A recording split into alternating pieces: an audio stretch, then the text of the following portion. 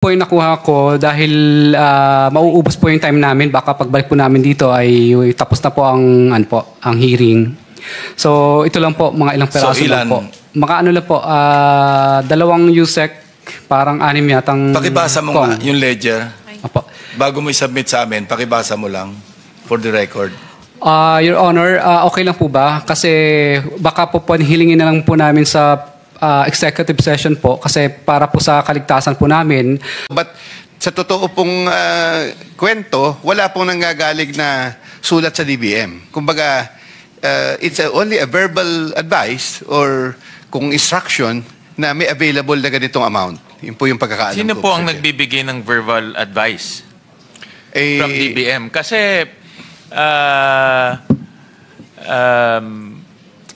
yun nga, no? Parang ang lumalabas, DBM is soliciting eh. Diba? Parang sila ang nagsusolicit ng projects na manggagaling sa DPWH. No? Yun ang pagka-appreciate ko doon sa sinabi nyo kanina. So sa pagkaalam nyo, sino ang nagbibigay ng verbal advice? At bakit verbal, hindi ginawang official? Mr. Chair, hindi ko po, wala po sa... ano ko to maaaring yung si former Secretary Bunuan po at si Jose Cabral ang sinasabihan po ng ganito. Hindi po ako, basta malalaman ko lang po merong, although I admitted earlier that I was advised by Yusek Traiguip Bolivar to prepare a list of projects. Yun po yun, for the program. Correct. However, kaya nung binabasa ko ito, yun nga ang aking impression na meron din kayong access o meron kayong at least exposure sa unprogrammed funds? Mr. Chair, I just gave my list to Yusek Traiguip and later on, I found out that funds were released from those lists. Yun po yung aking Mr. Chair. So, hindi ko po alam kung paano, but I have heard na ganun po ang sinasabi na the Secretary of DPWH was advised by DBM to prepare a list of projects or requirements for the unprogrammed funds in the amount of XX amount. Sino ho sa DBM ang nagbibigay ng advice? At kanino ina-advise sa DPWH? I think Secretary Bunuan can answer that, Mr. Chair. Hindi ko po Hindi nyo rin alam kung sino sa DBM ang nagbibigay ng advice? Hindi ko po, Mr. Chair, hindi ko po mismo ako na-advise na merong ganitong amount na pondo. Pag nalalaman ko po, kung may nalaman man po akong amount na ganun, yung pong, hindi ko, Mr. Chair, I have only a limited area of, with regards to projects. With regards to the unprogrammed funds for maintenance and other requirements of the department, like right-of-way, etc., it's Jose Cabral po yata who was apportioning the amount with Secretary Bunuan. Po ang nagbibigay ng mga list of projects sa unprogrammed funds para magamit po yung unprogrammed funds. Kasi nakita ho namin, for example, in 2023, 25 billion or 41% ng sinamit ng DPWH ay flood control. Pagdating ng 2024, lumaki siya. 85 billion or 64% ng mga sinamit ninyo or sinamit ng DPWH sa unprogrammed funds ay flood control. So sino ho nagsasabi, nagde-decide kung anong projects ang isasubmit sa DBM for the access of unprogrammed funds? Finally, ang pagkakaalam ko po, Mr. Chair, of course, even if I gave the list to Yusek Traiguip Bolivar, it comes back to the PWS. They are being advised, especially Jose Cabral, to prepare a request for those projects and also with other projects.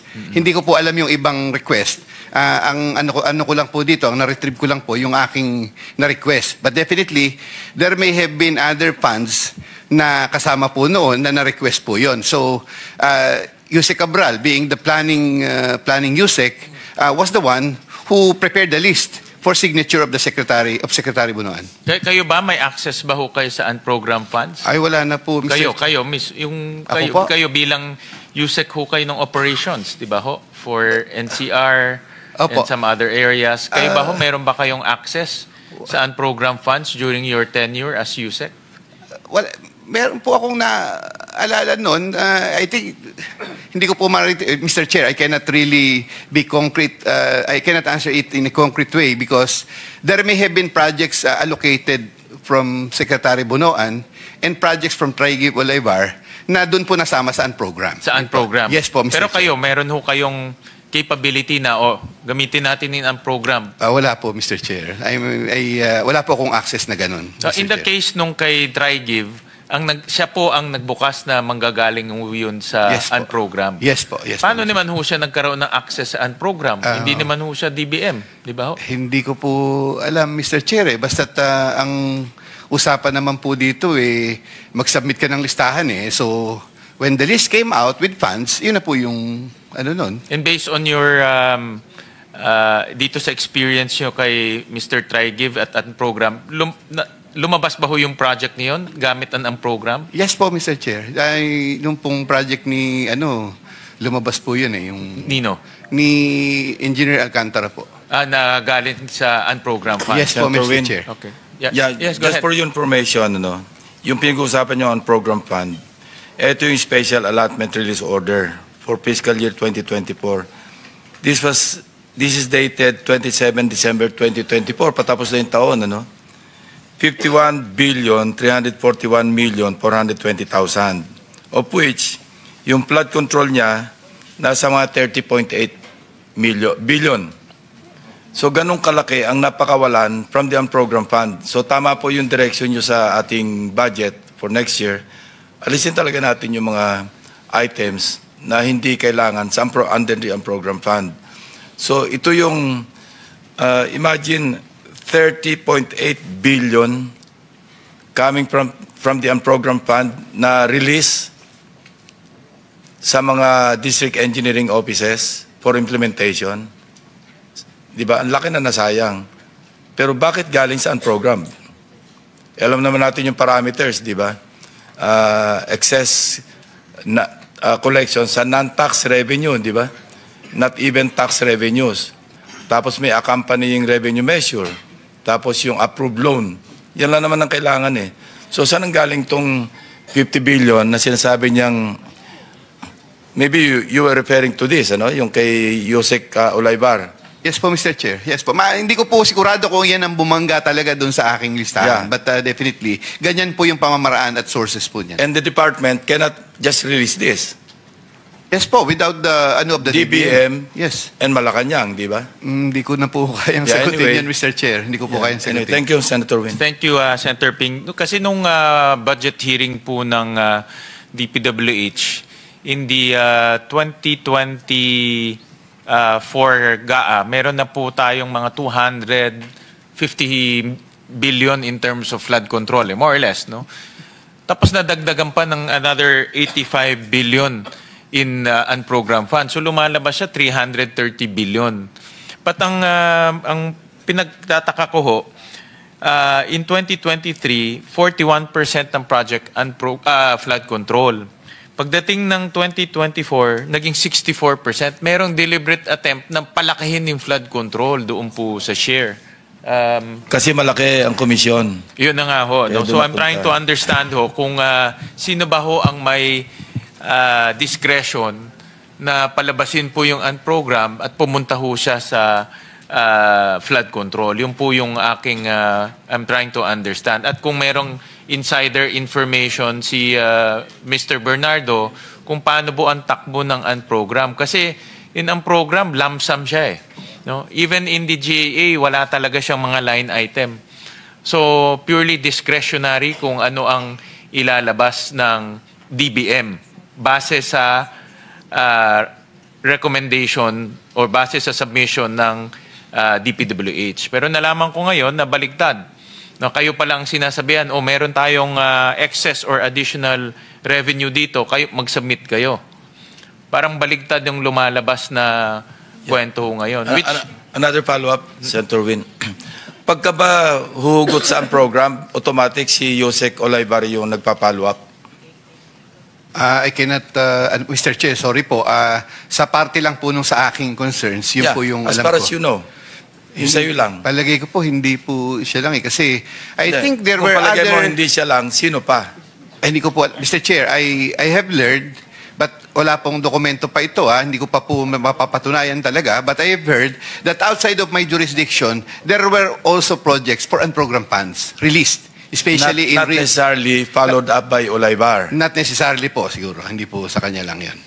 Wala ka lang personal knowledge. Wala po akong personal knowledge, except that it was once or twice na I've seen projects included in the unprogrammed funds relayed to me by Yuse Cabral na ang source po ay unprogrammed funds in the other areas of jurisdiction outside of my area. Yes, pero ang area of jurisdiction mo, di ba, the whole of Luzon, except CAR. One to NCAR po. One to NCAR. Except One to NCAR. Opo. And then Visayas po, Mr. And then Chair. Visayas, ikaw din. So Opo. malawak. Opo, Mr. Chair. Ang lahat ng dumasa yung galing unprogrammed, Yusek Olaybar? No po, Mr. Chair. I'm not, yung pong akin lamang na nasabit kay Yusek Olaybar, yun lang po yung alam ko, or it may be some part of, baka po si Secretary Bunuan ay meron pong ganun din, na unprogrammed or whoever, na napag-sabitan po noon, hindi po si Yusek Olaybar lang yun, alam ko. Yung 5 billion a year ni Secretary Bunuan from 2023, 24, 25, meron ding napunta sa unprogrammed? I think meron po at given the it may be greater Kaya nga po sabi ko it may be greater than 5 Hindi ko po I cannot retrieve the Thank you, Senator Win. Thank you. So gusto ko sana makuha kay Mr. Bernardo kung meron siyang insider info kung paano ba tinatap itong unprogrammed funds. Dahil nga lumaki yung pumunta sa flood control. At meron nga tayong nakita ko dito sa inyong salaysay na si Mr. Trigive, ang source niya is unprogrammed funds. No? Ibig sabihin, nagagamit talaga yung unprogrammed funds for flood control projects. Oo. Isa pang question sa... I'll go to the DOJ, pero wala yata si Prosec, no?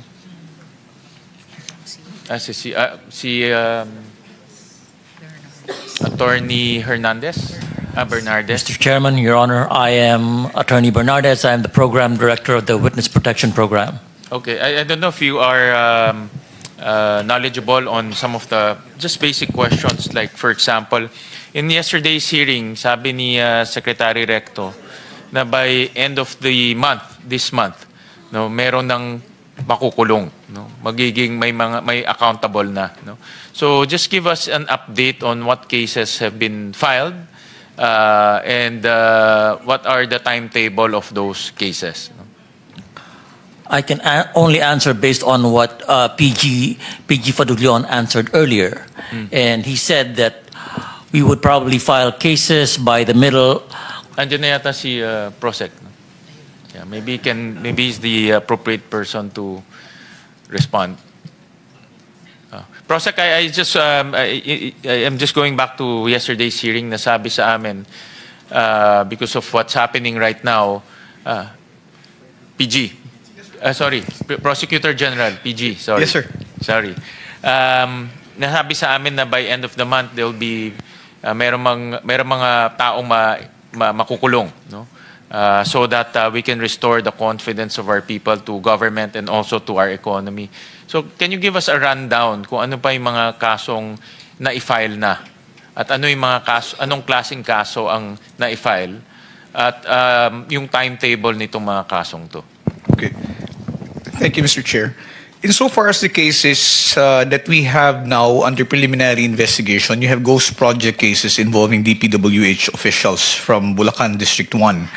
The timetable would have to be moved, Mr. Chair, because of the suspension of work last Monday. We were supposed to have the first hearing last Monday, but because of the inclement weather, we had to move it, and it's being conducted this afternoon, this first hearing. Second hearing will be, I think, sometime November 24, And hopefully, if all the counter affidavits have already been submitted and there are no further issues, we can proceed with the resolution of these cases. But on top of that, there are also cases which are undergoing evaluation and case build-up right now. The exact number, Mr. Chair, I do not have the data yet because this is being undertaken by the National Bureau of Investigation together with some of our prosecutors.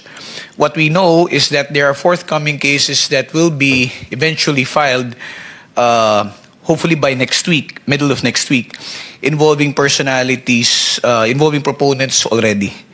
So this will be filed, the same procedure, in as much as jurisdiction would be vested with the Office of the Ombudsman. The same would be referred to them first. If we get to be deputized, as we have been, we will then proceed with the preliminary investigation, sir. In other words, there's meron ng isang case na na-file, no? Of multiple personalities, I assume. This was filed and is undergoing evaluation already, Mr. Saan Chair. ho ito na-file?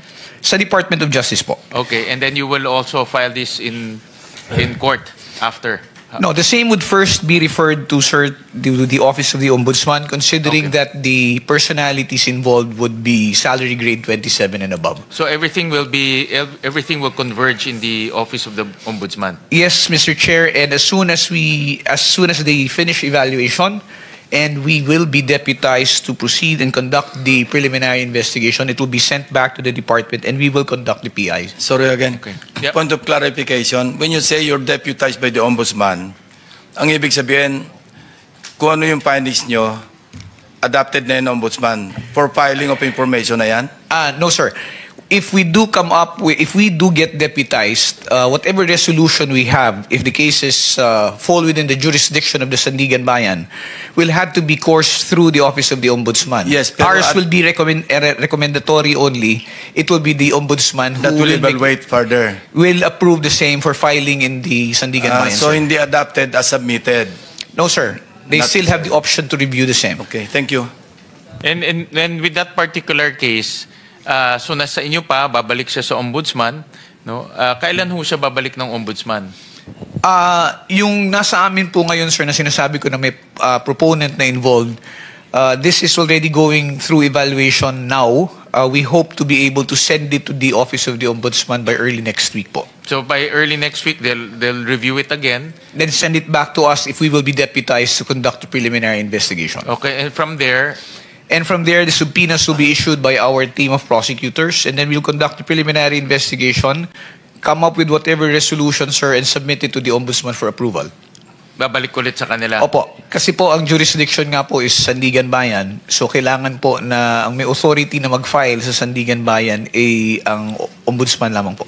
So, after all those going back and forth, kailan mafa-file? Well, if we're looking at a timetable, sir, as far as the proponent is concerned, as soon as it's sent back to us, let's say kung mabalik din po sa amin by next week, the week after that, we will already start issuing the subpoenas, and that would be the third week already of November. Pilitin po natin, kung matapos natin yung buong proseso within the Christmas season, hopefully we'll be able to finish it, sir. So heard the statement of the President na even prior to the Christmas, meron ring mga makukulong. Is this the case that he's referring to? I do not know. I'm not aware if that's the same But case. this is the most advanced case, diba? The one you mentioned? No, sir, kasi we can only account for the cases which are being investigated by the Department of Justice. There are also cases which have been filed directly with the Office of the Ombudsman. So we are not privy... By the ICI? By the ICI, and we are not privy to the progress of those cases which are pending So before iba pa yun sa ICI, in other words? Iba pa po yun. Oo. So iba pa yun sa DOJ?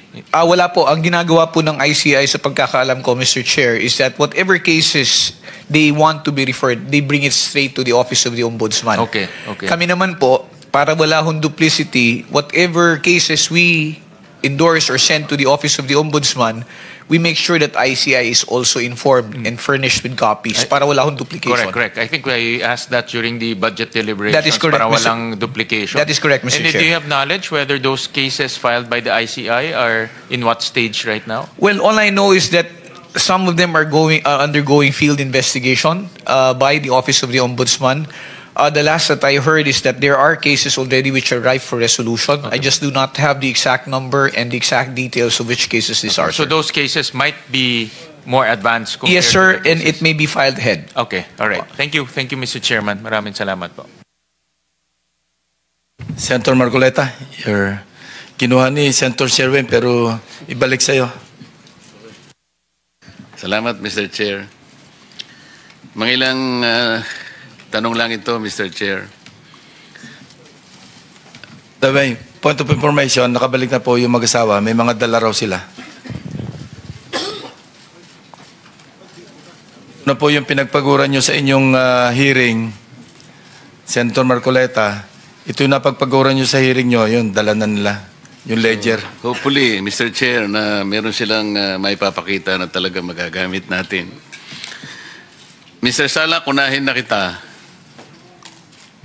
Meron kayong tinatawag na River Basin Control Office na nasa inyong departamento. Tama ba? Yes, Mr. Chair, Your Honor. Yes po. Totoo po yan. Kailan ba nagawa yung opisina na yun? Kailan na-establish? Hindi ko po alam, Your Honor, eksakto, pero matagal na po ako sa DNR. Matagal na po yung opisina na yan po. 10 years? So kasabay mo siguro? 35 years na po ako eh. Kaya nga, Hindi naman. siguro 30 years na yung RBCO. Tama? Hindi ko po sigurado. So matagal na. Apo. Kasi, alam mo ba yung mandato ng RBCO? Yes po. Sabihin mo. Sila po yung nag-ano po ng master plan po for the sustainable ano po ng ating mga rivers. Especially mga major river system po sa ating bansa. Oo, yun ang they serve as the lead oversight Yes, opo. agency for all river basins. Yes, sir. Yes, And Your we Honor. have 18 river basins in Major the river entire country. basins po. At ini-integrate nila yung mga national plans and programs of flood control, Yes, Your Honor. including environmental protection. Yes, Your Honor. Napaka-importante ng kanyang mandato, tama?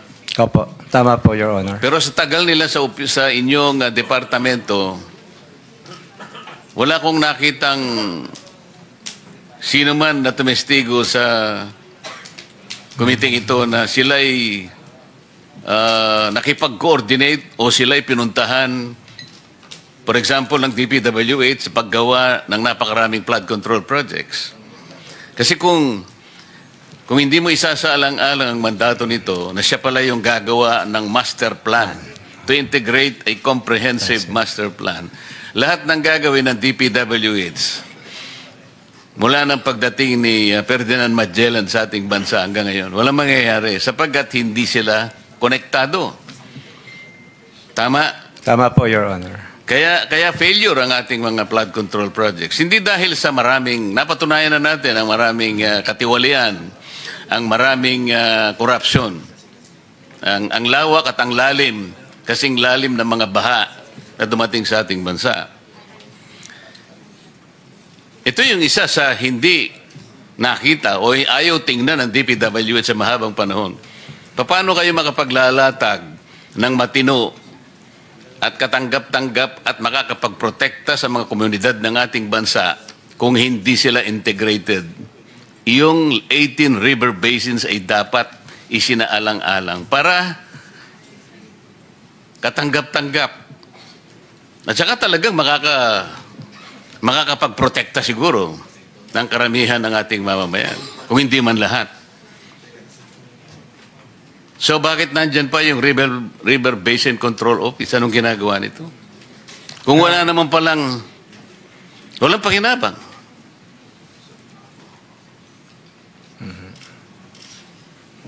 Your Honor, ang alam ko po, may mga proyekto din po kami na related po sa pag-manage po ng ating mga major river basins. Ang DNR. Ito nga yung major na mandato niya, hindi niya ginagawa. Ano sa palagay mo ang ginagawa nila? Naghahanap ng mga daga, mga ipis. Ito po yung problema, Mr. Chair. Napakarami. Halimbawa po, yung IMS, ito yung Information Management System ng DPWH. Ito ay nasa ilalim ng Planning Service. At sa ilalim ng IMS, nandyan ang PCMA, nandyan yung MYPS, yung Survey 123, Engineer Bernardo, tama? Ito yung ginagawa actually para mabantayan, mamonitor yung upgrading, yung pag-update ng progress ng mga proyekto, lalong-lalo na yung pinag-uusapan ng flood control projects.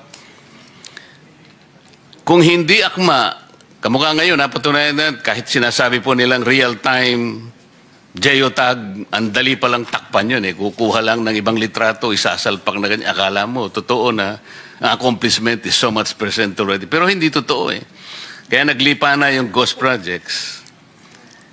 Inamin po ni Yusek Cabral, nang nandito siya, at nakikinig po si Secretary Bonoan noon, na yung sinabmit po nila na naging sumbong sa Pangulo ay base sa MYPS. Ito yung multi-year projects system. Ang dapat sana palang ibinigay nila ay yung PCMA na kahit papano ay medyo malapit-lapit sa katotohanan. Gumawa po kami ng pagsusuri dito sa dalawang application na ito, Mr. Chair. Nag-random po kami sa napakaraming mga projects. Easily, lumitaw po sa pagsusuri namin. Wala pang isang araw, 14 po na projects na hindi magkakatugma po yung coordinates. Isang maliit na difference lang either sa X or sa Y.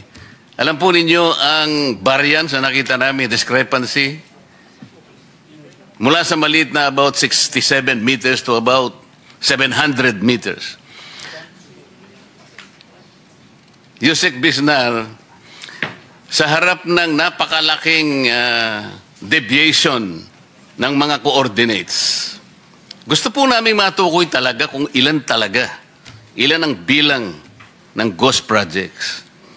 Pero kung pagbabasihan po ninyo yung maling input na ibinigay, sapagkat ito ay nakabase sa MYPS, pati kayo may liligaw din yan eh. Di ko alam kung paano nyo gagawin. Ito nga po hindi talaga real time eh. Walang satellite pala ang DPWH. Kaya nga, nung pagdinig ng Philippine Space Agency, na imungkahi nga namin, tulungan mo na nga ang DPWH. Baka kayo, makakonekta kayo talaga ng direkta ng satellite. Kasi po yung pag-update ninyo, Yusek Bisnar, once a month, at the end of every month. So yung galaw lang ng isang kakasangkapan lang ng encoder, yung inyong project manager doon sa baba, PP-hit niya lang. Wala na, sarado na yun. Paano nyo susubaybayan lahat ito? Pinag-uusapan natin halos 9,000 flood control projects. Sa harap po ng katotohanan, napakaraming applications. Meron pa po kayong CPES. Yung CPES nyo ay Constructors Performance Evaluation System. Na kung saan tinitingnan ninyo ang bawat aspeto, kung sino talagang magaling gumawa, kung sino. Pero lahat ng ito nawala na sa isay. Yung lalim, yung lawak, ang nakita nating katiwalian at corruption, hindi na mapasusubalian kahit kailan.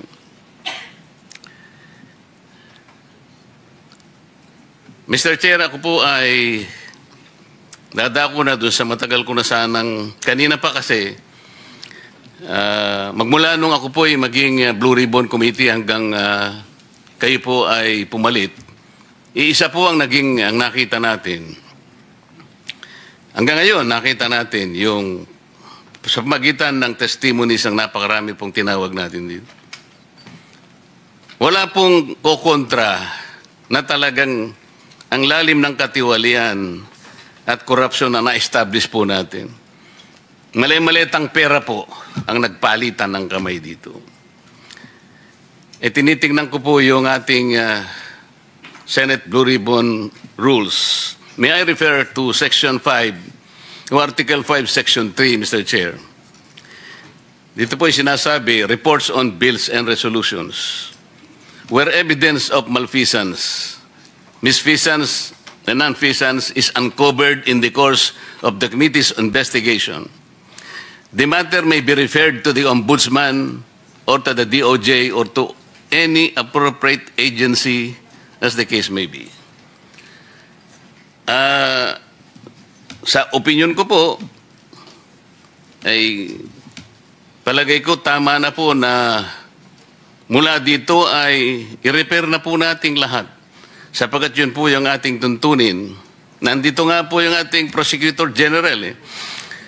Hindi ko pa nga alam ba't nandito siya sapagkat i-repair naman namin sa inyo. Ito po yung tuntunin dito. Hindi kami makikipag-compete sa inyo sapagkat kami strictly in aid of legislation.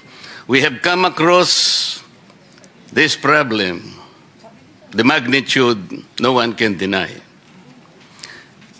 And jurisprudence pa nga ho, Mr. Chair, Neri versus Senate, ito po yung sinasabi. Should respondent committees uncover information related to a possible crime in the course of their investigation, they have the constitutional duty to refer the matters to the agency or branch of government. Lahat po ng ito ay hinugna para i-repair either sa DOJ, sa Ombudsman, sa nating National Prosecution Service. Sinasabi pa po, while it may be a worthy endeavor to investigate the potential culpability of high government officials, including the President, in a given government transaction, it is simply not a task for the Senate to perform. The role of the legislature is to make laws, not to determine anyone's guilt of a crime or wrongdoing. Our Constitution has not bestowed upon the legislature the latter's role. Just as the judiciary cannot legislate, neither can the legislature adjudicate or prosecute. So the legislature remains to be an instrument for legislating laws. We cannot adjudicate, we cannot prosecute.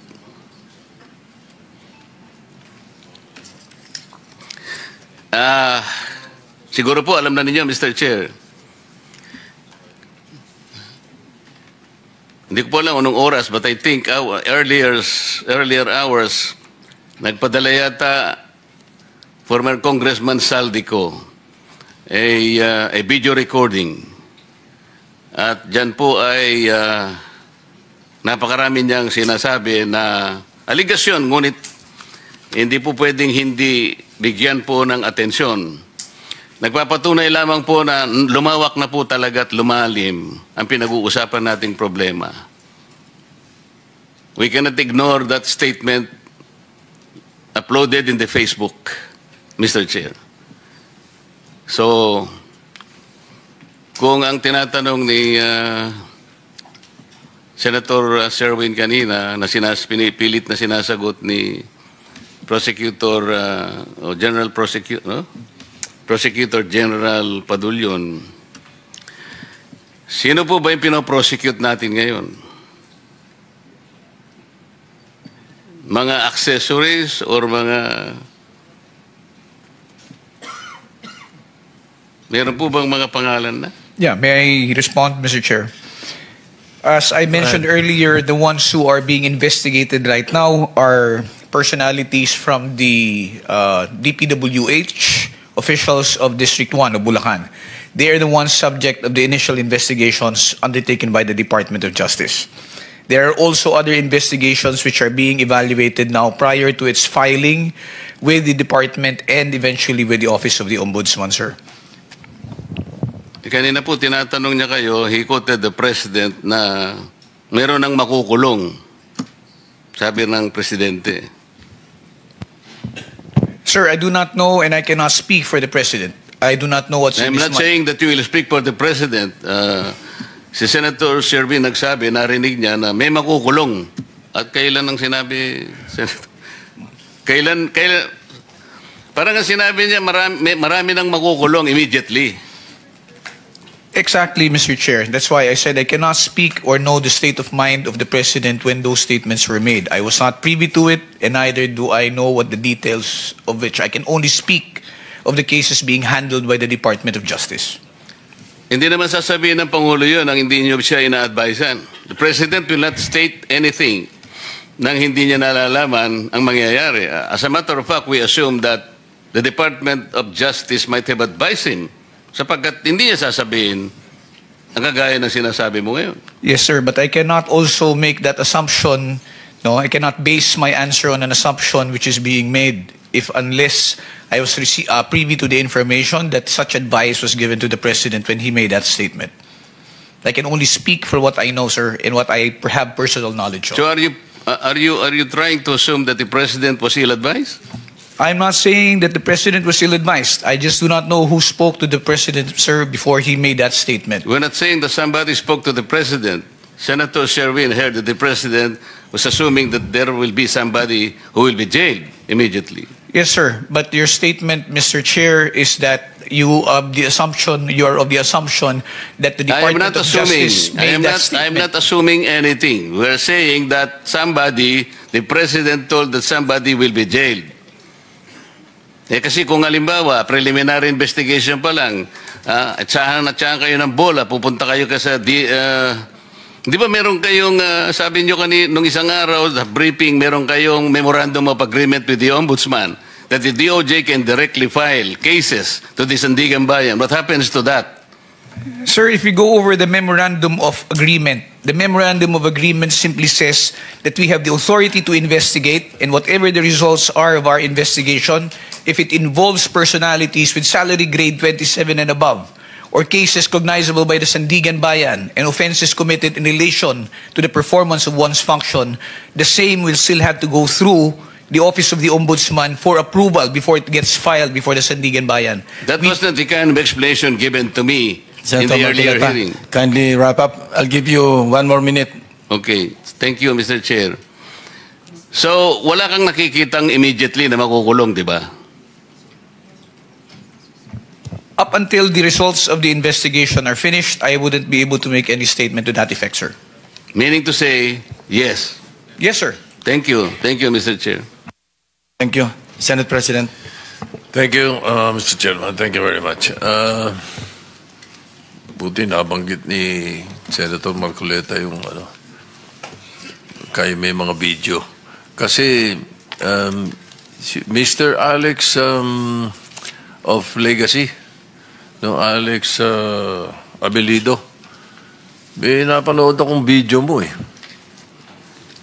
Sabi mo wala kang flood control. Tapos wala kang ghost. Tama, ikaw ba yan? I'm representing Legacy, sir. Legacy, ikaw. Yes po, sir. Napanood ko yung video eh, ikaw eh. Ikaw ba yun? Yes, Your Honor. Okay, tapos parang may mga actuation ka ron, tapos sabi mo wala kang ghost, wala kang luxury vehicles, maganda yung asawa mo. Yun mga sinabi mo dun eh. Ikaw ba yun? I think somebody just played with the video, sir. AI? Yes, sir. Yes, Excuse me, Senate President. Ako napanood ko rin yung sa TikTok, Ikaw nagsasalita, sabi mo, wala po akong luxury vehicles, wala po akong ganito, pero maganda po yung asawa ko. Sir, somebody just played with a video. Probably. Pero boses mo yun, at saka itsura mo yun. Hindi po. Hindi mo boses yun? Hindi po. Anyway, so hindi pala ikaw yun. Because, sasabihin ko sana, parang sinabi mo dito na meron kang ghost flood control. Your Honor, we don't have any ghost projects. Sabi mo wala. Yun ang sinasabi ko dito sa video na to eh. Baka ginagawa eh. Kasi dito sa listahan namin, meron ka eh. Pwede nating mapanood, Mr. Senate President, kung meron ka? Pinapahanap ko nga wala eh. Ang nakita namin ito eh. Legacy Construction Corporation. Napanood ko, medyo gwapo ng konti kasi sa... 356.42 million. 4. 2 Region 4B, dalawang Davao dalawang Region 4B. Ito'y galing po ito sa DPWH. ICI, yan. Yan. At saka ICI. Na ghost projects na inimbestigahan nila at pinuntahan nila yung lugar eh. Mr. Baguio, yung sinabi ko, biro lang yun, baka kala mo Abilido. Alex, Abilido. Biro lang yun, biro. Thank you. Oo. Sir, we were not informed by any district or regional officer regarding those ghost projects. Your Well, Honor. anyway, I'm just citing official records. Records of the DPWH submitted to the ICI, investigated. Yun lamang po eh. So, anyway, so kung hindi naman ikaw yun, talagang yung AI danger yan eh, no? Opo, Your Honor. Okay. Napanood niya rin ba kaya yun? Napanood mo rin ba? Yes, Your Honor. Pero sigurado ka hindi mo boses yun? Hindi po, Mr. President. Alright. Ano exactly sinabi doon? Napanood ko na, kalimutan ko na eh. Mr. Chair, nalilimutan ko na rin, Mr. Chair. I want to forget about that also.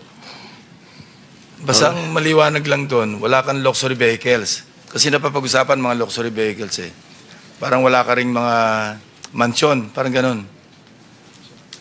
At wala ka ring ghost project, pero maganda yung asawa mo. Hindi ikaw yun. Unfortunately, Your Honor, it was not my voice. Ako, I believed it was you when I watched it eh. Ikaw, did you believe it was you when you watched it? No, Your Honor. Because you knew that it wasn't you. Kasi alam niyong hindi ikaw. Ang totoo lang dyan, Mr. Chair, maganda lang yung asawa ko. Ayun lang totoo. Okay. Senator Marcoleta, baka gusto mong bawiin yung sinasabi mo. Anyway, thank you. Thank you, Mr. Chairman. Ayoko na. Mr. President, talagang bigla siyang gumawa po talaga. We now asked Mr. and Mrs. Diskaya, may nakuha po ba kayo doon sa inyong files? Your Honor, kapiraso lang po yung nakuha ko dahil mauubos po yung time namin. Baka pagbalik po namin dito ay tapos na po ang hearing. So ito lang po, mga ilang piraso lang po. Makaano lang po, 2 USEC, parang 6 yatang... Pakibasa mo nga yung ledger. Opo. Bago mo i-submit sa amin, pakibasa mo lang for the record. Your Honor, okay lang po ba? Kasi baka po hilingin na lang po namin sa executive session po kasi para po sa kaligtasan po namin. At pangalawa po, hindi pa po kami... Curly, ng WPP pinangalanan po. mo lahat yung 17 na congressmen. Yung pangalan po, pwede po. Pangalan lang po. Anong diferensya kung papakita mo yung pruweba? Hindi ba parang maniniwala kami dahil meron kang pruweba dyan? Kasi kung sinabi mo lang mga pangalan, wala ka namang backup document, hindi kami maniniwala basta-basta. So bakit kailangan ng executive session? Binanggit mo na nga yung mga pangalan. Ano pang kinatatakot? Mas nakakatakot yung nagbanggit ka ng pangalan, wala ka namang pruweba. Kesa doon sa nagbanggit ka ng pangalan na may pruweba, kasi sila matatakot sa'yo. Your Honor, kadalasan po kasi kapag nagbabanggit po kami dito, minsan po nagagamit po ng iba't ibang ahensya para kasuhan po kami. Hindi pa po kami... Nevertheless, you will submit that to the committee, di ba? Kasi may subpoena to Sistecom kami. Yes po, Your Honor. O kindly submit it to us. Mr. Chair? Yes, Senator Risa. Salamat, Mr. Chair. Kung pwedeng itanong kina Mr. at Ms. Diskaya kung yung 2 dokumentong isusumite nyo na sa komite also covers projects na pinasukan ninyo with government mula 2016 hanggang 2022. Your Honor, pinasa na po sa inyo po yun nung misis ko po, yung hiningi po ninyo na subpoena po para do sa po niya, company niya. Naipasa na po yun. Pero meron din po kaming extra ngayon dito. Di po. So categorically, hindi pala dala. Kasi ang sa pagkaalam ko po, hindi nyo pa sinasubmit yung ledger or list nyo ng mga proyekto mula 2016 to 2022. Paki-confirm lang, Ms. Diskaya. Naipasa na, di ba? Ako ba? Or si Curly? Ako. Oo. It was attention to me, the letter. So I passed it. Kailan yan? October 21. October 21, it was received by the Senate. Lahat ng documents except for the ledger kasi I don't have any personal knowledge on the ledger na hawak ko. So, including po projects from 2016 to 2022 until 2025. Up to present. Okay po. So, including 2016 to Yes, for Alpha and 2022 Omega. projects. Alpha and Omega as requested by just the for Senate. Alpha and Omega. Hindi po, okay, good po kung nasubmit nyo na yung Alpha and Omega from Yes po. 2016 to 2022. Pero Yes. ang hiningi ko po nung hearing na iyon ay mga proyekto ng lahat ng mga kumpanya nyo. I from was just 2016 complying to whatever 2022. was on the list that was requested from Alpha and Omega. Then, Mr. Chair, I welcome na nakapag-submit na po sila for 2016 to 2022 partial. So, standing pa rin po yung request ko that they submit the other projects ng iba pa nilang mga kumpanya besides Alpha and Omega still for 2016 to 2022, Mr. Chair. So, kindly submit the ledger, and can you now name the personalities na related sa ledger na dala ninyo, ledger or voucher?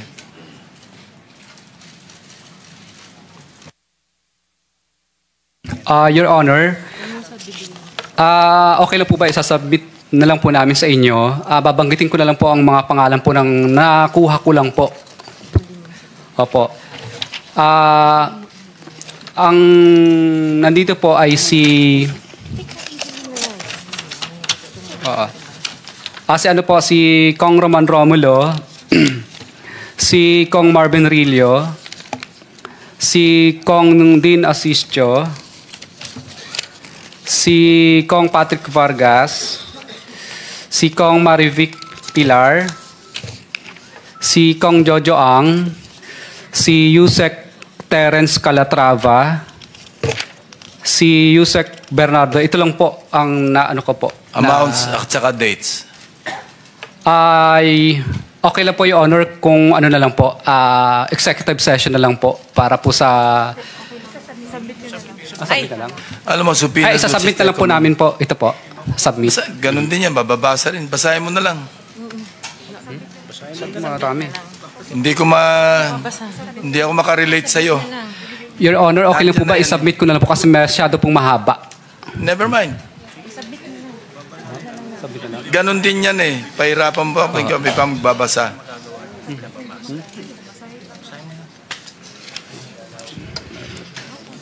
Ano ito, yung amount? Pati amount?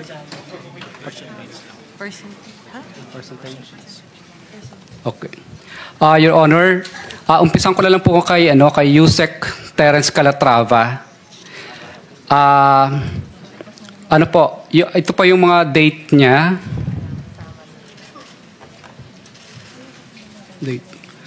Ang date po niya is December 11. December 11 is yung gulo. Mas maganda to, sir. Sa'yo. At ito. wait. 2024, ito yung percentage na yun. Ito yung rate na binigay. Okay. Your Honor, December 11, 2024 po, 30% po, kay Teres Calatrava po ito. Tapos, nung December 11 po, is another 30% ulit. Of what? Of, ano po to, parang 100 million at saka 50 million. 30% of 100 million. Yes po, Your Honor. And then, March 25 is another 15 and 30%. May project yan naka-indicate kung anong project? Yes, Your Honor. Sige. Anyway, sige, proceed. March 31 is March 31, anin ko na po. March 31 is 15 million. November 20 is 15 million. December 5 is 18 million. December 6 is 1.5. December 7 is 10 million. December 14 is 9 million. January 22 is 53 million. January 18 is 53 million. April 18 is 101 million. May 3 is 5 million. May 3 is 5 million.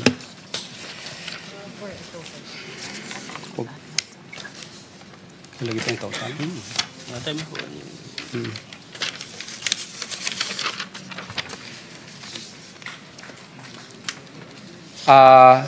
Kay Yusek Bernardo naman po, through his, kay DE, sino ba yun? DE Manibulusan. Nung January 4 is, 2022 is 2.450. January 12, 2022 is 3.675. September 2022 is 2,260,000. September 7 is 2,680,000. March 29, 7.3. March 10, 7.3. March 29, 7.3. March 10, 7.3. Kay Kong Roman Romulo naman po. Mr. Chairman, just through, quick intervention. Yes, Senator. Pwede ba i-confirm ho to ni Mr. Bernardo? Kasi nandito na rin si Mr. Bernardo para alam natin kung nagsasabi ng totoo. Good point. Yes, Yusek Bernardo. Mr. Chair, according to Diskaya, it was given to Manny Bulusan. So, kung ako man po ay mayroong alam dito, I have to match with my records. Because pagka po ako ay mayroong ganyan, as I stated earlier, meron po akong proponent. Meron pong project na katumbas yan. So, I will have to match that with the projects if really it's true. However, considering that it was given to Bulusan, I will have to ano with Bulusan. Yun po, Mr. Chair. Pero Mr. Bernardo, may binibigay sa inyo si Bulusan na pera.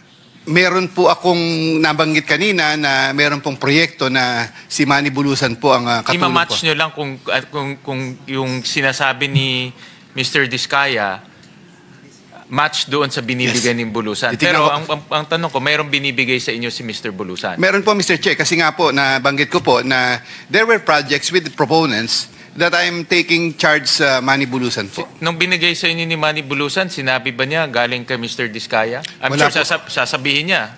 Hindi naman pwede magbibigay lang siya ng pera sa inyo na walang source. Hindi ko po maalala kung gano'n, Mr. Chair. I still have to match this. With Never, sa dami niyang binigay ho sa inyo, never sinabi ni Bulusan, galing ho to kay Mr. Diskaya?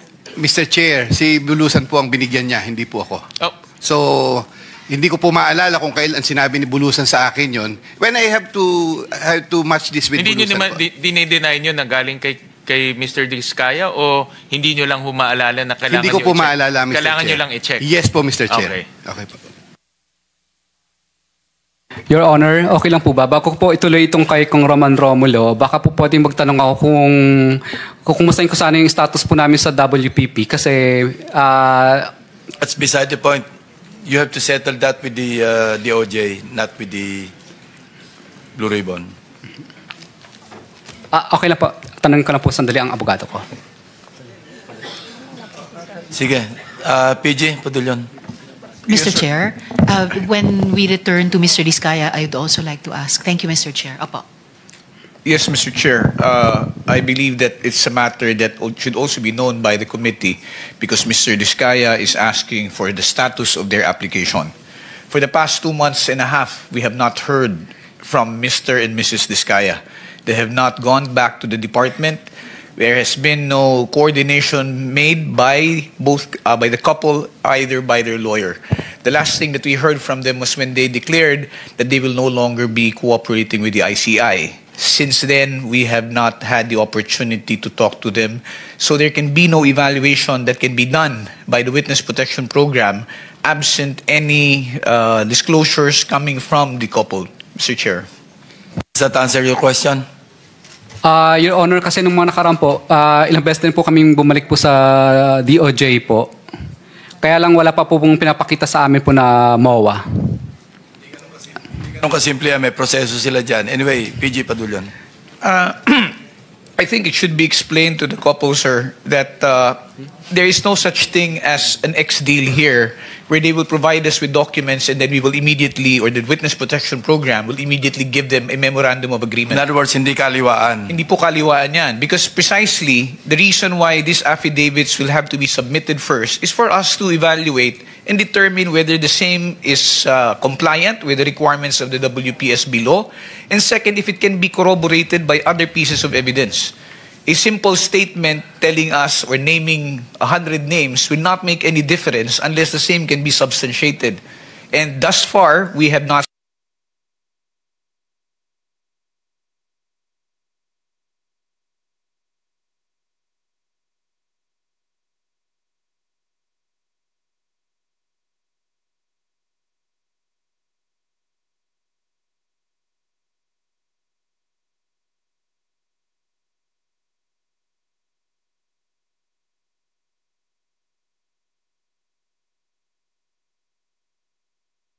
seen any, and therefore there can be no evaluation that can be made or be given by the Witness Protection Program, sir. My advice to you, Mr. Rizkaya, sumugal kayo ng konti. Wala yung hindi pwedeng siguruhan. Lahat yan susugal. Kasi once na ma-admit kayo, wala pa rin kasiguruhan na tuloy-tuloy kayo may immunity. May mga sinusunod lang requirements eh. Yung absolute necessity ng inyong testimony, mga corroborate ng independent evidence, of course, not the most guilty, and so forth and so on. Chair? Yes, Senator. Prosecutor Padulion, ang pagkakaalam ko, kasi I was then the chairman noong nagpasya sila ng back-over ng WPP, at sa akin namang palagay, based on the law, kailangan silang ma-process sapagkat nagpasya sila na gustong magpa-cover. Ang problema kasi at that time, the then Secretary of Justice made an opinion that the Diskaya should first make restitution. Kaya doon po yata na-stall yun eh. Considering that restitution is not even one of the requirements para ma-process. Kasi nag-a-apply pa lang sila eh. I was trying to explain then, Mr. Chair, na in the process of the application of the Diskayas, restitution is not one of the requisites. Kaya lang, pinipilit ni then Secretary Remulla, now Ombudsman, na magre-restitute sila. So, dun yata na-stall ang pinag-uusapan. Ngayon, ang pagkakaalam ko rin po, Mr. Chair, si Yusek Bernardo, parang he was already granted provisional anong tawag doon?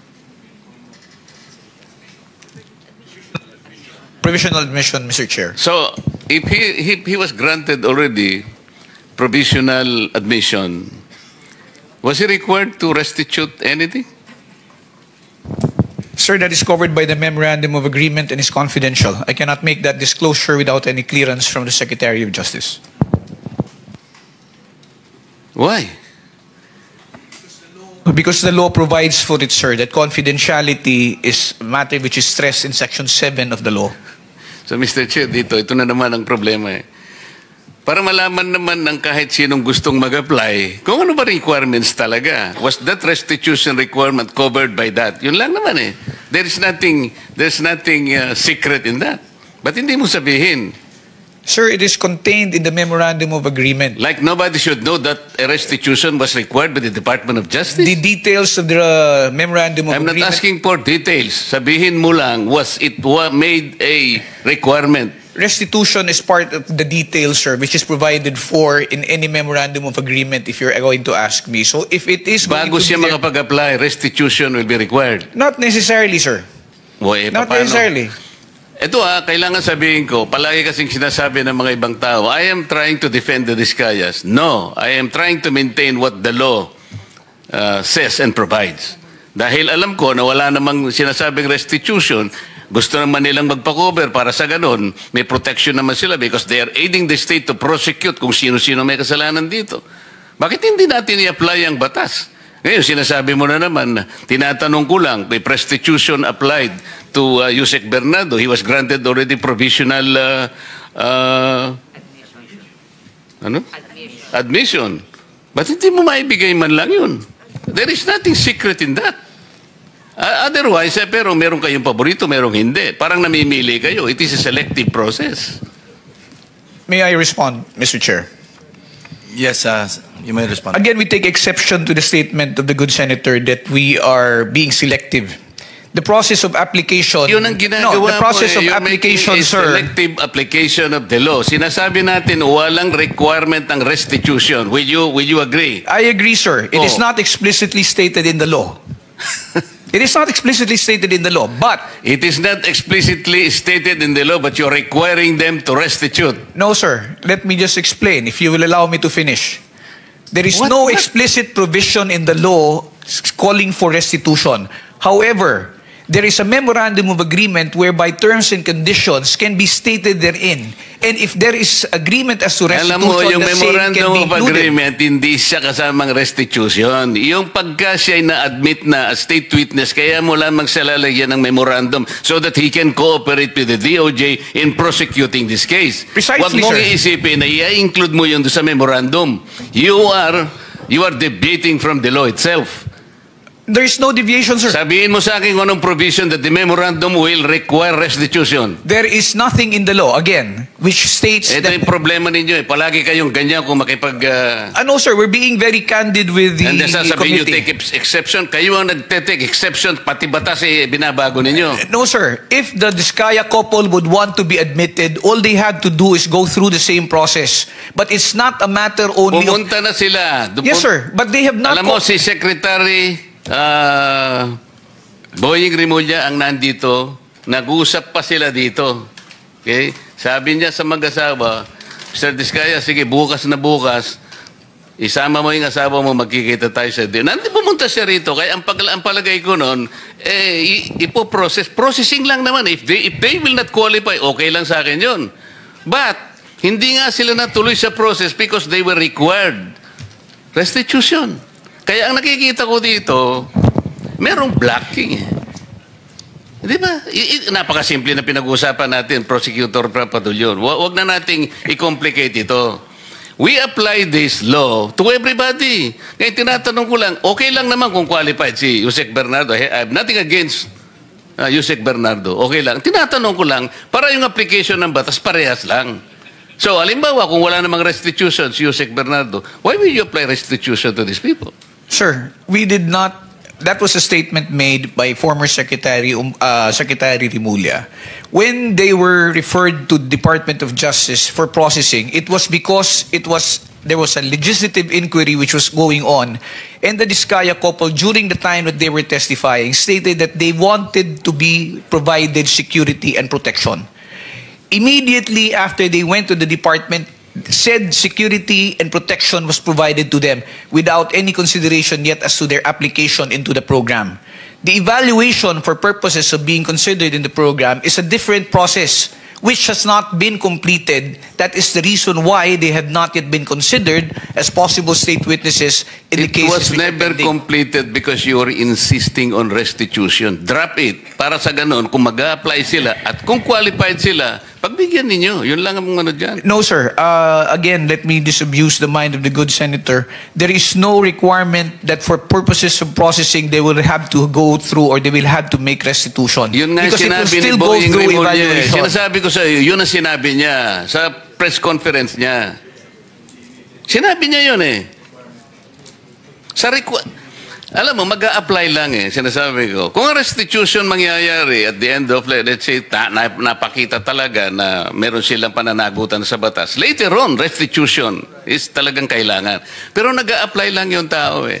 Kaya nga, Witness Protection and Benefit Program. There is no reason to burden these people for another requisite which is not even in the law. So, kung qualified sila, i-process natin. Kung nag-qualify, salamat. Kung hindi sila nag-qualify, wala tayong magagawa. Mr. Chair, it is not as if the reason why they are not being processed is because of the restitution that you mentioned. The fact is... Prosek, ang sinasabi ko, hindi, yun ang naging unang dahilan kasi kaya siguro nabanggel ito. Maraming procedures dyan. Kaya lang, ang sinasabi ko, ang pinipilit kong ipaintindi sa'yo, ay yun doon pa lang doon pa lang na-stop na sapagkat pinilit ni Secretary Boying, mag-restitute ka muna. Sabi ko, nawala na. Mr. Chair, kung ang gagustuhan po ng Diskaya couple is makonsider sila o ma-process sila, let's take away the aspect of restitution. But they have to comply first with the requirements, which is the submission of the affidavits to justify the department being able to evaluate the same. Let's not talk about tapos na. Okay na yun. So wala nang restitution, Mr. Diskaya, Ms. Diskaya, kung talagang gusto nyo at kung gusto nyo mag-apply talaga, ayun, wala nang restitution, pero kailangan mag-qualify kayo. Kung hindi kayo qualified, wala tayong magagawa. Mr. Chair, may I interject? Yes. Vice Chairman is recognized. I just want to be clarified, PG Fadulyon. Ano ba talagang gusto ng DOJ to be mabigyan ng restitution immediately? Kasi may sinasabi ni Senator Marcoleta, there will be a process. What is your stand here? Sir, my position is this, if I may. Restitution, Senator Marcoleta is correct when he pointed out that restitution is not a requirement under the WPSB law. Okay. It is, as I said, it is not explicitly stated there. However, when the process of when the witness who applies to be admitted into the program is evaluated, and for example they qualify, their qualification is now subject of a memorandum of agreement between the department represented by the secretary and the applicant. Now, in the memorandum of agreement, there are terms and conditions that may be agreed upon or imposed by the parties. And restitution is part of them. If I may be allowed to explain further, kung halimbawa po meron po tayong witness na nag-a-apply sa programa, at sinasabi na nila, I am remorseful, ako po ay nagkamali, ako po ay nakakatanggap ng pera, naggaling sa nakaw o hindi sa matamang paraan, at ito po ay sosoli ko, sasabihin po ba ng department, hindi naman kasi part ang restitution dito, so hindi mo kailangan magsoli. Kaya po yan inilalagay sa memorandum of agreement kung meron man, para lamang po masiguro din ng department na at least kung meron pong ill-gotten wealth, or if a person is unjustly enriched, monies will be returned back to the coffers of government. Remember, sir, if one is covered under the program, one of the results would be, if there is a case where they will be testifying as a witness, they will not be included in the information anymore. And if they're not included in the information, it means they have no criminal liability and forfeiture will not lie as against them. A process which will happen much later. Okay, so Republic Act 6981, PG Padulyon, Section 5, it states na to comply with legal obligations plus to cooperate with respect to all reasonable requests. Ang tanong ko po ngayon, ano ba ang mga unreasonable sa pagbabalik na ninakaw na yaman? Can you give me some? Let me just be clarified, Mr. Chair. Ano po ang ano ang reasonable kung magbabalik po? Kasi ang sabi, legal obligations, reasonable requests. So it's a reasonable request. Pero it doesn't mean to say na you are, it's their obligation. Is that correct? Yes, sir. Kasi po, kasama po yan dun sa pagpapakita po ng pagsisisi ng kung sino man pong aplikante na sinasabi niya, kung ako po ay may nakuhang yaman sa pamamaraan na hindi po legal, at ako po ay humihingi ng kapatawaran, at ako po ay willing na tumistigo, at isosoli ko po. Natural po, ipapalagay po natin yan sa loob ng Memorandum of Agreement, at yan po ay mapupunta sa gobyerno. Kaya po, ang tanong ko po ngayon sa PG Padulyon is that reasonable ba o unreasonable ang pagbabalik ng pera na kinuha sa taong bayan? Which is which? It is definitely not unreasonable. I would say it is only reasonable and within reason to return the same. Thank you, Mr. Chair. Hypothetical, halimbawa, nag-apply yung couple, Diskaya couple.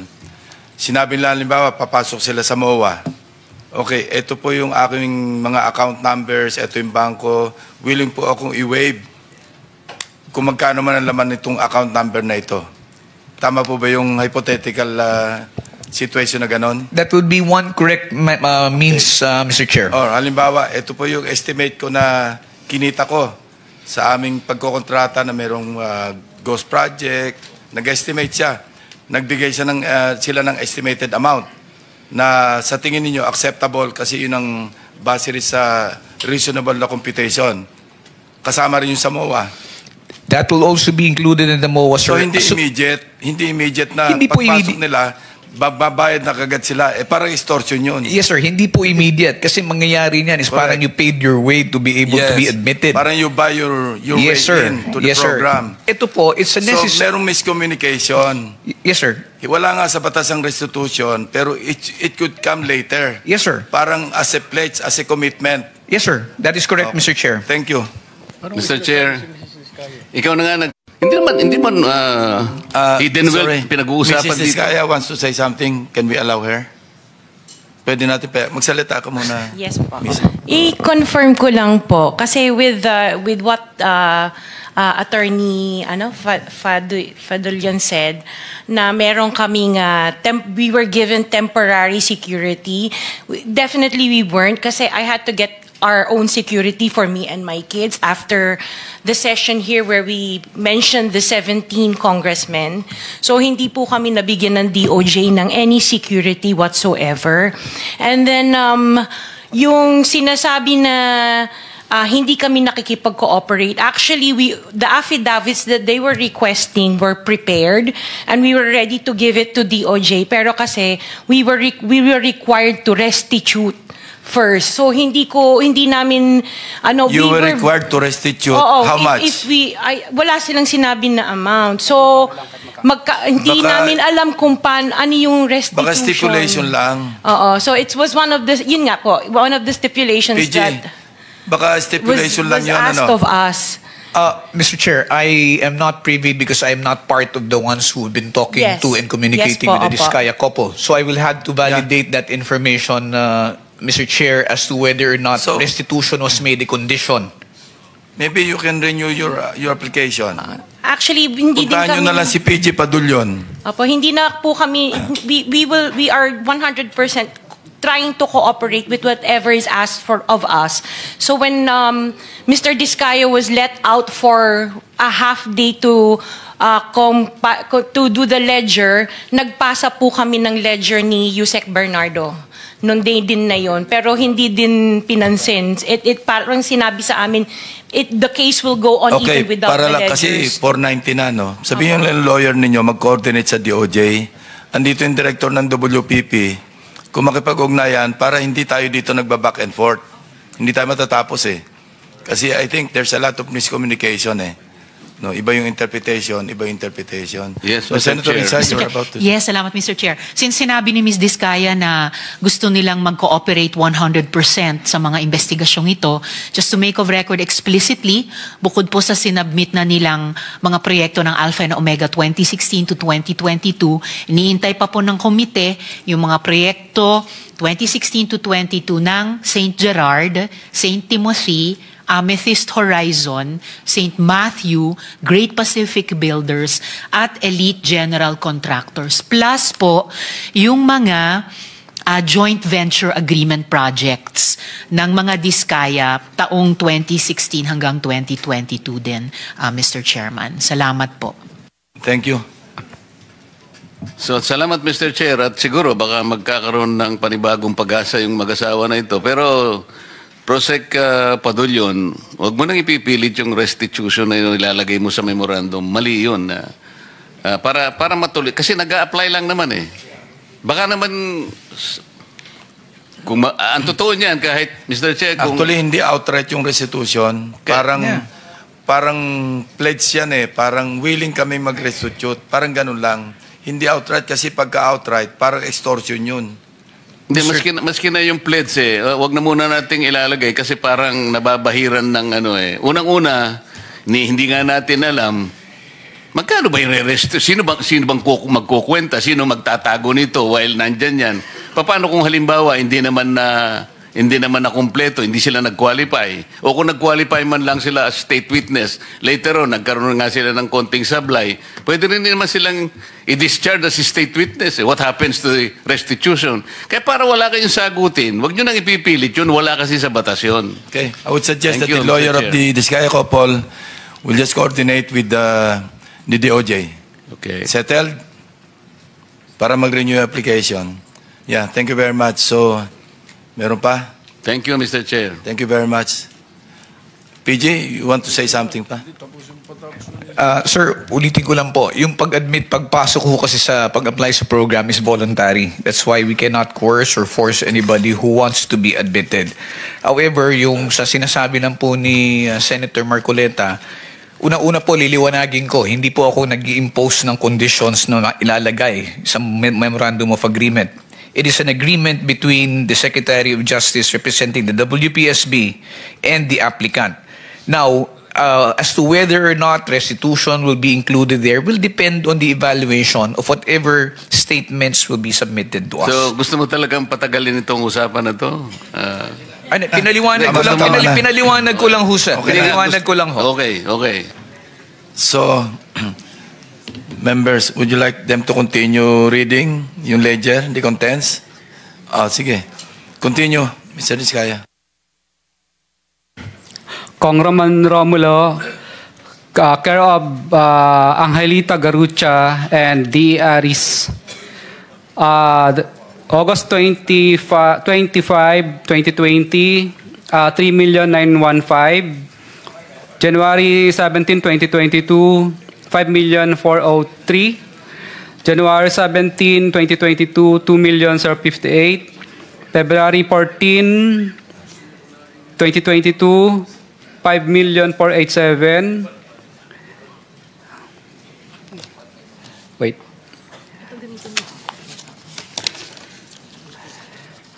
April 8, 2022, 2.6 million.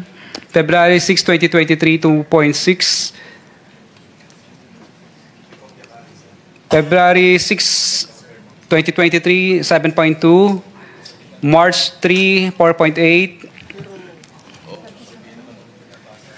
March 25, 9.7. March 5, 21.2. March 7, 7.077. May 30, 14,152.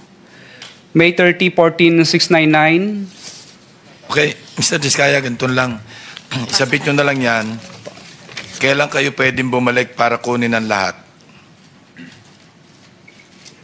Papayagan uli kayo ni Senate President na lumabas ng Senado. Kasi sabi ni Sergeant at Arms, marami raw. Sabi ko, sana binitbit nyo na lang lahat, kinarga nyo na lang lahat. Your Honor, kung mabibigyan niyo po sana akong makawala sa detention ko. Yan nga, hindi. Kahit gabi po, gagawin ko. Okay, papayagan ka namin uli. Susulat ako kay Senate President kung kailan. Pero kunin nyo na lahat, hindi nyo pabalik-balik. Gusto mo lang yata umuwi eh. Totoo po. Kasi namimiss ko na po yung mga anak ko at saka yung bahay po namin. Sige, gagawa ko ng sulat sa kanya. I-arrange na lang natin. Pakisapit mo na lang yun Your Honor, okay lang po ba? Banggitin ko na rin po yung iba pang mga pangalan na nandito Sige, na dapat babanggitin ko. Hindi ko lang po babanggitin yung mga presyo nila. Yung susunod po si Kong Marvin Rillo, Kong Dean Asistio, Kong Patrick Vargas, Kong Marivic Pilar, Kong Jojo Ang. Yun po muna partial. Mr. Chairman, just a quick intervention. Yes, Senator. Narinig ko kanina yung kay Congressman Romulo, may mga pangalan kang binanggit ahead.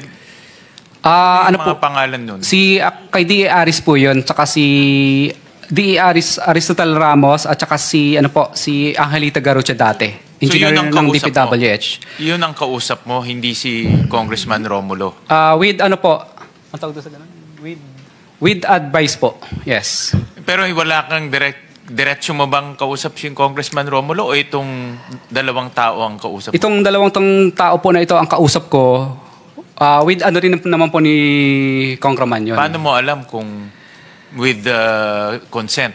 Kadalasan po, hindi po kami nakakaranas ng hirap, hindi po na mutual terminate yung projects. For example, may mga projects din po kami sa First Metro na nung hindi po kami binasbasan, ay na mutual terminate lang po ang project na yun at nalipat po sa ibang mga license. Kasi mahirap rin na merong kagaya kanina kay Yusek Bernardo na merong isang taong may taong nasa gitna, hindi naman diretso sa kanya. Napakahirap naman na ganun yung sitwasyon dahil hindi diretso sa kanya.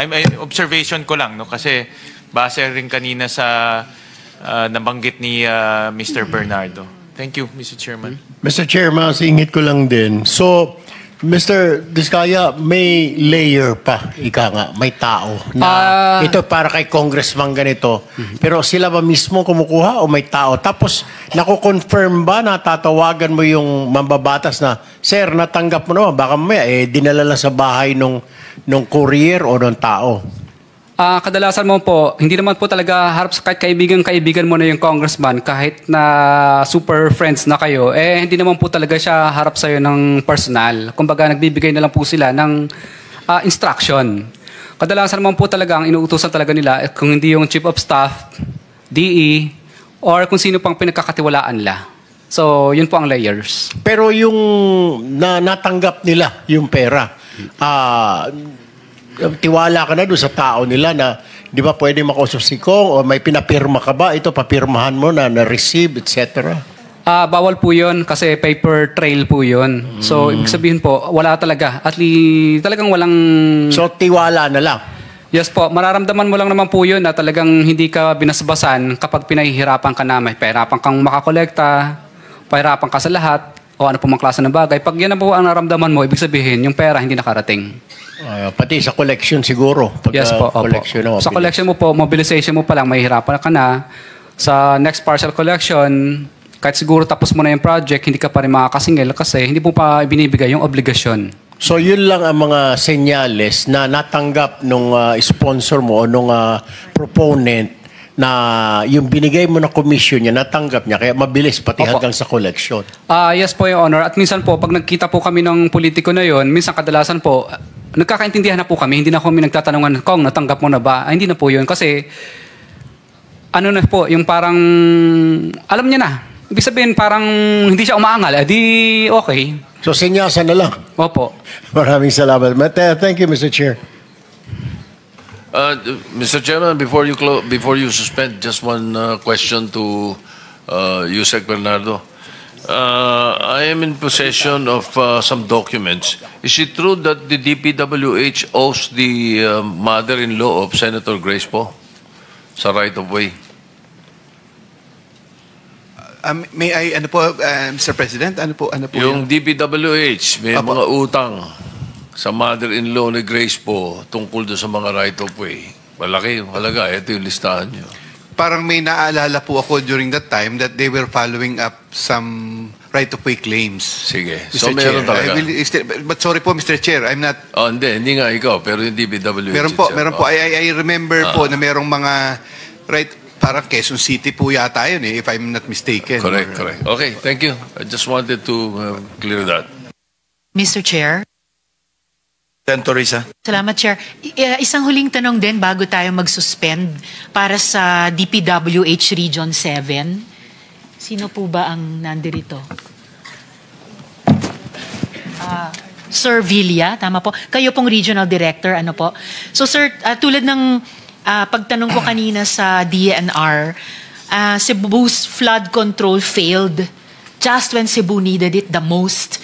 Kaya yung nananatili pong tanong na itutuloy kong itanong sa inyo sa susunod na hearing, why was the JICA DPWH Flood Control Master Plan buried or drowned back in 2017? Sinong tumanggi? Bakit tinalikuran yung planong iyon? And if you could answer or reflect on this together with itong huling tanong ko bago i-suspend ni Chair, tama po ba na yung QM Builders at Kirante Construction Corporation ang gumawa ng 1.9 billion peso flood control project, particular sa Mananga River, dun po sa Talisay City, Cebu? Madam Chair, good afternoon, Mr. President. As to our information, the cause of the flooding is not merely about the issue on the flood control, but as what it was answered already by the DNR. So, as to the question of if that specific amount of projects being considered for the two contractors, I still have not the exact project that was damaged or that was implemented in that area. So, may I be allowed, ma'am, to check on the records as to what specific projects are you referring within the Mananga? Is it the damage or the constructed one? So that's why we want to set the clarification first, ma'am. Sige po, sa susunod na hearing na lang. Pero nagugulat ako dun sa sinabi nyong di nyo pa alam. Kasi dun pa lang sa isang Rappler article, andun na po yung top 5 flood control contractors at itong dalawang itinanong ko sa inyo ay nasa top of the list. Madam Chair, we did have the still in investigation and inventory of the damaged flood control within the Mananga. That's why I'm really sorry to mention that I still don't have the exact amount and the exact numbers. But recently, we are going to have our own investigation on the exact number of projects that was damaged and come up also with the amount of the damages, including the name of the contractors who implemented the project. Maraming salamat, sir, para sa susunod na hearing. And lastly, alam niyo po ba kung bakit sayang yung 8-year-old na flood control master plan para sa Cebu na pwede sarang panangga recently ay binaon sa limot?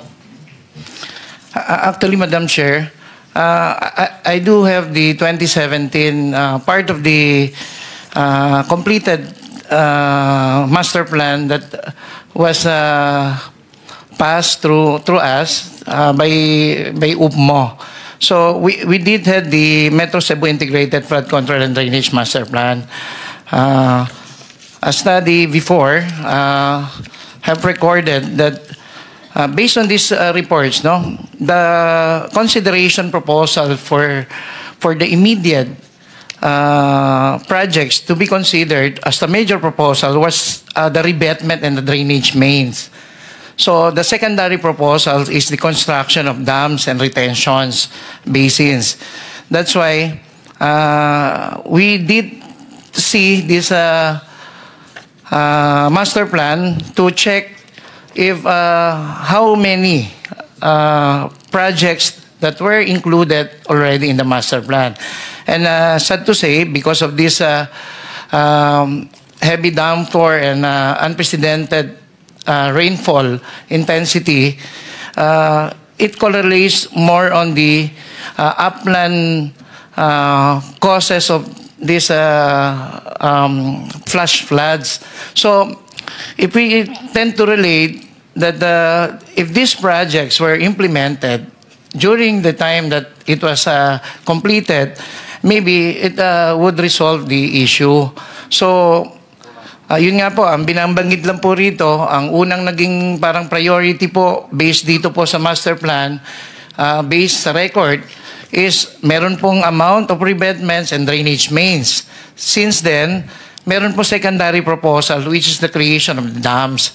So, as time passes po, parang lumalabas po na hindi ho masyadong nabigyan ng consideration yung pag-create siguro po ng isang o dalawang dams doon na suggested because malaking factor din po yung mga nako-consider po regarding po doon sa needed feasibility studies and everything. So, kaya po, siguro po, based on the initiative that the new secretary is doing, that he mentioned that we can immediately consider these measures as part of the solutions that those important components in resolving the possible recurrence of flash floods should be addressed.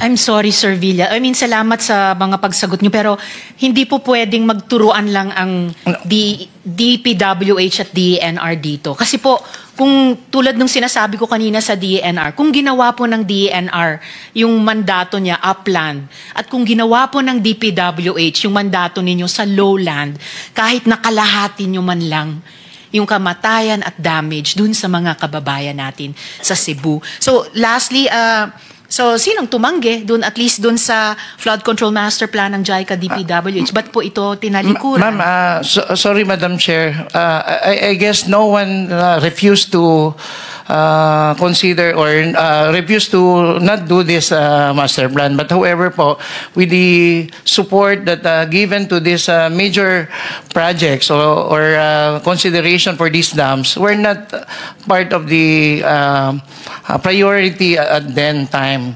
So, yun po ang parang pakiramdam lang po namin dito.